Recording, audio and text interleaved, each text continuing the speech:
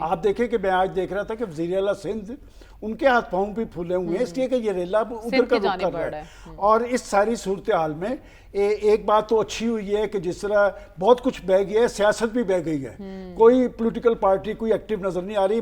میرا تو یہ خیال تھا کہ اس طرح کی صورتحال میں جو سیاسی جماعتیں ہوتی ہیں وہ بھی جاتی ہیں، اور ماضی کے اندر ہم دیکھتے رہے کہ وہ کم از کم جو متاثرین ہیں ان کے لیے خوراک ادویات کا بندوبست کرتی تھی.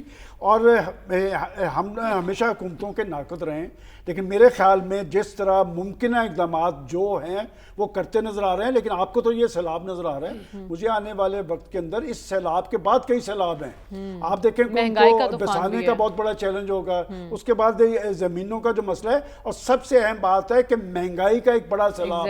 آپ کی زراعت جس طرح اس سے متاثر ہوئی ہے، یہ ایک صورتحال بہت بڑا چیلنج ہوگا. تو میں سمجھتا ہوں کہ اب اس معاملے میں حکومتوں کو، اداروں کو سنجیدگی دکھاتے ہوئے کوشش کرنی چاہیے کہ کم از کم نقصان ہو.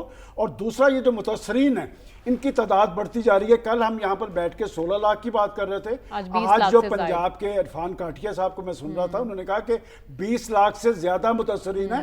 اور بات یہ کہ اگر ہم قومی جذبے سے کام لیں تو متاثرین کو لانا، بٹھانا، کھلانا کوئی ایشو نہیں ہے. بات یہ کہ اگر ہم 22 اپریل اور 10 مئی کے درمیان والا جذبہ اس سیلابی صورتحال کے اندر بھی کارگر کریں تو یقیناً اس کے اچھے نتائج ہوں گے.